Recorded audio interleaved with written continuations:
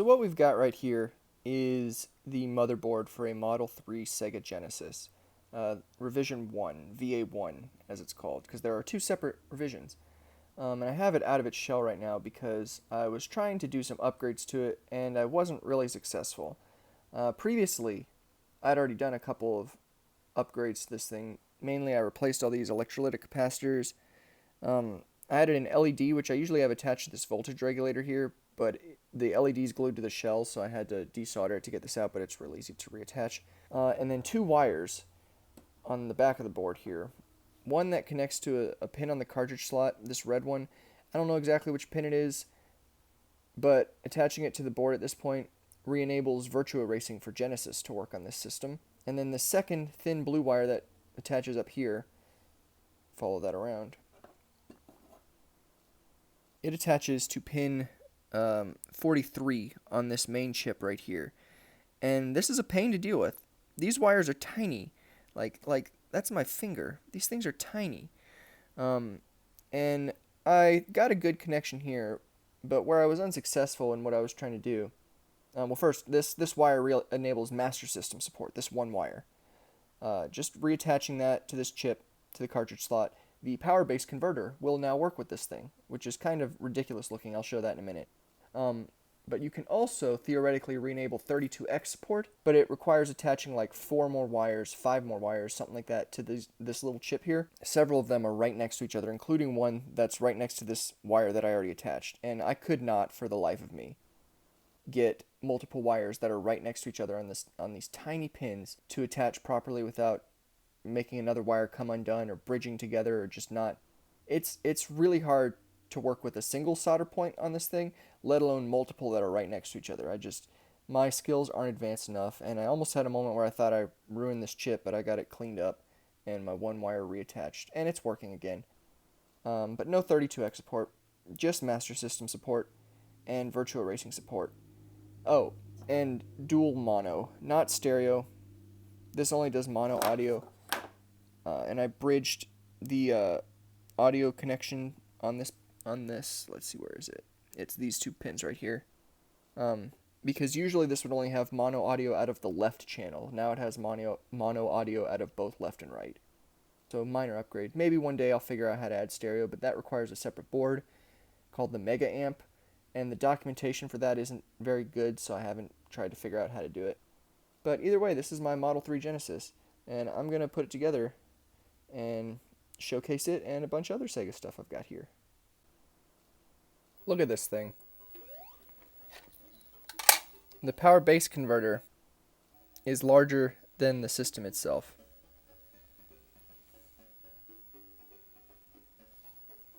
But it's running.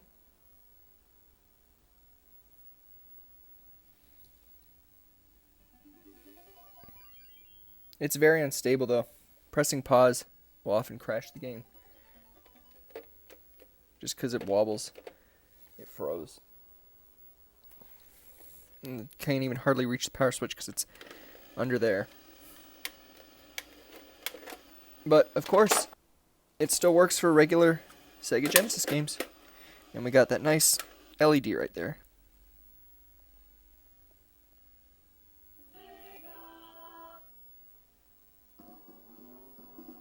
Exactly as you would expect it to work. So this is a pretty cool system, just because it's so compact. It'd be nice if one day I could get 32X support to work on it, but I'm going to need a finer tip soldering iron and better skills to make that happen. But that's about it for the Genesis 3.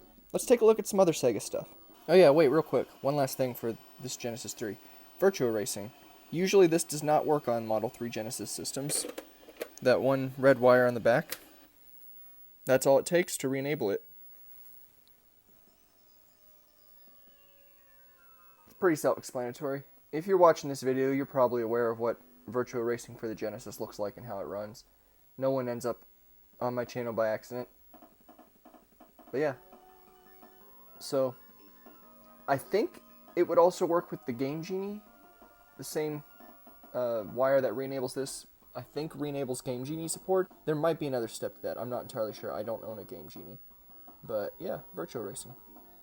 Now let's talk about some other Sega stuff. So here's my Model 2 Genesis. It's not terribly interesting, but if you put it side by side with the Model 3, you see just how small the Model 3 is, and this is not a large system. Not too much interesting has been done to this thing. I've put new capacitors in it, and I had to replace the reset button because these tend to go bad. But other than that, it's still stock. There's not much to do to these anyways, especially if it's this revision. This is a Model 2 VA3 motherboard. There are several different motherboard revisions for all of these Genesis systems. Even the Model 3's got two of them. Most of the Model 2s have poor quality audio, so sometimes people will mod them to add better audio circuitry. This one doesn't need that. This one's got good audio out of the box. You can identify these because they're known as the 3/4 or 3/4 motherboard models. If you look at the back, you can see the RF shield only goes 3/4 of the way. Get in focus, come on. 3/4 of the way across this grill here. Earlier models of the Model 2 that have poor quality audio, it'd cover the whole thing. But yeah, main advantages of this over the Model 3 is that it has support for basically everything out of the box. Virtual Racing, 32X, Sega CD, stereo audio. It's a good system as it is, but not too interesting. I got Virtual Racing running again just because I already had that out. But yeah, moving on. The gang's all here now. Got all three of the Genesis systems out. And look at how small the 3 is compared to the 1. It's like the size of this circle around the cartridge slot. Anyways, Model 1. This is my favorite design. It just looks cool. It looks like a piece of hi-fi equipment from the 80s.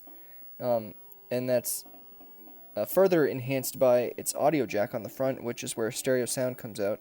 I'm using the back plug right now for mono audio because this TV's mono anyways and it doesn't matter. But yeah, it looks cool. It works well. Got new capacitors. That's the only thing I've ever had to do to this.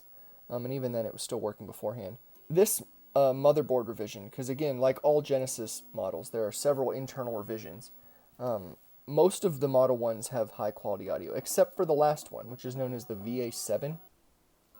That's actually more similar to a Model 2 on the inside than the rest of the Model 1s. But this is what's known as a VA6 or 6.8. I can't remember exactly what people call this one. I don't think the board denotes exactly what it is, but it's basically the last revision with good audio. And it's missing the words high definition graphics. Earlier models of the Genesis have that written across the top. This one does not, and the one right after this that has the poor quality audio also does not. But this one's got good audio and pretty good picture. It has less rainbow banding and artifacting than other earlier Model 1 systems. So that's why I have this one specifically. Once again, Virtual Racing. The games aren't what I'm showcasing here. But it runs, it works great with everything. Now let's talk accessories. We already saw this briefly earlier when I had the Model 3 completely obscured by it. But here's the power base converter on the system that it was meant to work on. Model 1 Genesis. And it does exactly what you'd expect it to do. It plays Master System games. And it plays them well. It's got a built-in pause button because for whatever reason, the Master System's pause button was on the system itself instead of on the controller. And it's compatible with both the cartridges and the cards. It doesn't require any extra adapters or any power cables or anything. You just throw this thing on the top and throw a cartridge in. It is literally just a pin adapter. There are aftermarket ones that are just shaped like a Genesis cartridge that you plug another cartridge into, kind of like a Sonic 3 and Knuckles situation. They usually don't have card support, and this one does, but it doesn't do anything fancy. It literally just converts the pins so the cartridge will fit. All of the hardware to run Master System games is inside the Genesis. It's inside all Genesis systems. The issues with some of these other ones, in the case of the Model 3, is that some of the pins aren't wired up, and in the Model 2, this thing simply just doesn't fit. But if it did, it would work. It just, the plastic will bump against each other on the back here and it won't plug in. That's all that's preventing it from working on this system. It can't tell the difference. You could get one of those aftermarket cartridge adapters and it will work fine to play Master System games on here. Got a few other things though. The 32X. Now it's getting messy in here. So this thing, I only have a couple games for it. And of course, just we have to have the obligatory Virtual Racing. Except this is a much better version of Virtua Racing because 32X is much more powerful than the Sega Virtual Processor or SVP that's in the Genesis cartridge. Anyways, we all know what this thing is. It's kind of a mess. I've done a few minor things to this, recapped it like everything else, and I replaced one other capacitor that helps with video quality because otherwise there's more interference in the video signal. This one was already pretty good. I had another 32X some years ago that did have really fuzzy video, like interference-wise. These things have gotten expensive. I bought this several years ago, and it was like $40, and people were saying even then that was expensive. I actually had several 32X systems for a while. I went through like 3 of them, because I had some weird issue where sometimes they would just crash after running for a while. I don't know if it was the Genesis I was using, the 32X itself, the game, but I would leave them running and they would crash after a little while. I think that was before I replaced all the capacitors in these systems, so I don't know if that's related at all. But they were cheap back then, and this was only like 8 or 9 years ago, so I bought a couple of them just so I could test different things out. They're like $150 for just the units now, sometimes closer to 200. So I'm glad I still got one, and it's in good shape. These things shouldn't be so expensive though. Game collecting should not have such a high price barrier to entry, but that's a different topic for a different day. This thing kind of doesn't really match the Model 1 Genesis. It looks much better sitting on the Model 2, but I already had the Model 1 plugged in. It works the same either way. You can play your Genesis games through it, you can play your 32X games. These are the only 3 that I've got. Knuckles Chaotix is cool, Doom is cool. This game has the best soundtrack ever, and this version of Doom is the worst. But yeah, moving on. Now what's this? Who needs the power base converter when you can break out an actual Master System? This thing is long. That's actually the first thing I wanted to point out about it. Even compared to something relatively large like the Model 1 Genesis, it's significantly longer. I think this is the widest console I own. Anyways, that's just always been something that I've noticed about it because it's really hard to find a good shelf space for this thing. It does exactly what you'd expect. It's a Master System. I really like how there's a diagram of plugging it in on the front and how it operates. I really don't like how the pause button is on the console. Especially on here. With the power base converter, it's easy to tell where the pause button is because it's the only button on the converter. Many times I've accidentally reset the game trying to pause it. One thing that Sega did that's cool though is a lot of Master Systems have software built into them, even this older one here. There's nothing in the cartridge slot. If you press some button combination on the controller that I can't remember right now, it'll bring up this Snail Maze game, which is kind of cool that it's just in the console. And I also like how it gives you instructions on the TV, again, how to operate this thing. I guess people just really weren't sure about how video game consoles worked at the time. But also, the Sega jingle is built into the console, and that's always great. You turn it on, and it lets you know, Sega. I always thought that was cool. Not all Master Systems do that. Namely, this thing, the Model 2 Master System. You turn it on, and the Sega is silent. Disappointing, but it has an entire game built in. You can play Alex Kidd in Miracle World, and it's actually playable here, because anyone who's played the original version of this game knows that the jump and the action button are backwards. They feel completely wrong to anyone who's played any platformer ever other than this one. And for whatever reason, thankfully, they fixed it in this version, so you can actually play it. This thing is one of the reasons I wanted to make this video in the first place, because a lot of these other systems have just had new capacitors or minor upgrades, other than the Model 3 Genesis, which I've done a couple cool things too. But this thing usually, traditionally, has only had RF or antenna video out, which is terrible, but this does not. This one does not have that.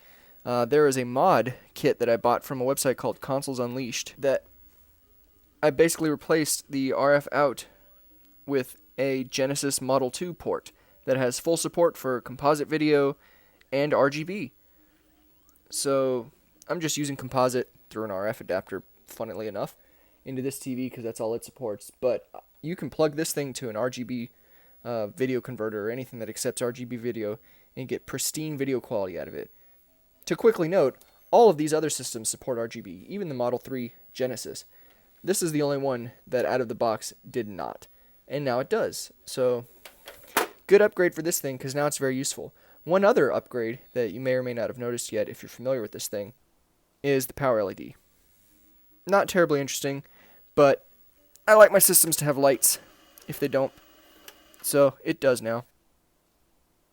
The design of this thing's cool because it's got a cartridge slot cover, but it loses a lot of points because you can't close it if a game's in it, which is so disappointing. I always thought you could until I got this thing, and I was so disappointed, but it still is cool either way. Interestingly enough, this thing does not support Master System card games. So you can play card-based games on a Genesis with the power-based converter, but not on this actual Master System. These things did not sell well, especially in the United States. You can tell the difference between the North American and the European releases of this thing because the North American ones are gray and the European ones are black. These gray ones are quite uncommon. I wouldn't say they're rare, but there were not many of these things out there. I found a decent deal on this thing, and I've got it all upgraded, and it's really cool now. And the pause button is much easier to use than the regular Master System because there's no reset button. There's no getting it mixed up with reset if there's no reset button. But yeah, that's about it for my Sega stuff. Let's pull the power-based converter and 32X back in here. What a mess I've made. But yeah, here's my collection of Sega consoles. I don't have a Saturn or a Dreamcast. I don't know if I'm going to plan on getting those. I tend to avoid CD-based systems as much as possible. The PS1 is the only CD-based system I have a decent library for. I do have, at the moment, a Sega CD Model 2. I have one game for it, Sonic CD, and I don't hardly ever use it. And I'm considering selling it, so that's why I didn't bring it out here. But all this stuff is cool. I really like Sega's 8 and 16-bit cartridge consoles and all their weird accessories, and upgrading them to make them do more things than they could originally. Thanks for watching. I don't know how interesting this video was. Anyone who ended up here is probably searching for information about old Sega systems on YouTube, so no one's really here by chance, so hopefully I taught you something new or was at least entertaining enough to talk about things you might have already known.